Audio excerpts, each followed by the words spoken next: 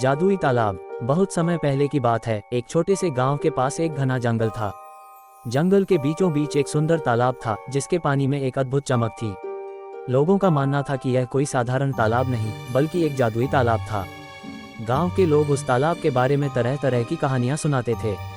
कुछ कहते थे कि इसका पानी अमृत के समान है जो किसी भी बीमारी को ठीक कर सकता है, तो कुछ का मानना था कि अगर कोई इसमें सच्चे दिल से कुछ मांगे तो उसकी हर इच्छा पूरी हो जाती है।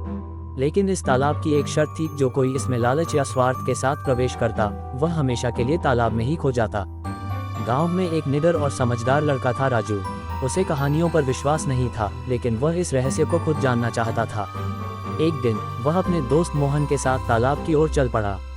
रास्ते में गांव के बुजुर्गों ने उन्हें चेतावनी दी, बेटा, जादुई तालाब के नियम मत तोड़ना वरना बुरी तरह फंस जाओगे। लेकिन राजू की जिज्ञासा कम नहीं हुई।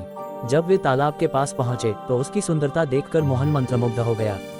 तालाब का पानी नीले कांच की तरह चमक रहा था और उसमें झिलमिलाती रोशनी दिख रही थी। राजू ने पानी में झांका और मन ही मन एक सच्ची इच्छा मांगी, काश हमारे गांव के सभी गरीब लोगों के पास अच्छा भोजन और कपड़े होते।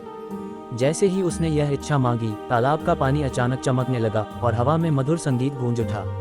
कुछ ही देर में गांव में अनाज और कपड़ों से भरी गाड़ियां पहुंच गईं। गांव वाले खुश हो गए और राजू की समझदारी की तारीफ करने लगे। लेकिन मोहन को ये देखकर लालच आ गया। उसने सोचा, अगर मैं अपने लिए ढेर सारा सोना मांग लूं तो मैं सबसे अमीर आदमी बन जाऊंगा। जैसे ही उसने लालच भरी इच्छा मांगी, तालाब में भंवर उठने लगे और मोहन को अपनी ओर खींचने लगे।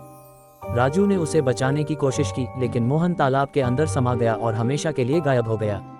गांव के लोगों को इस घटना से एक बहुत बड़ी सीख मिली, जो सच्चे मन से दूसरों के लिए अच्छा चाहता है उसे जादुई तालाब का आशीर्वाद मिलता है, लेकिन जो लालच करता है उसे इसकी सजा मिलती है।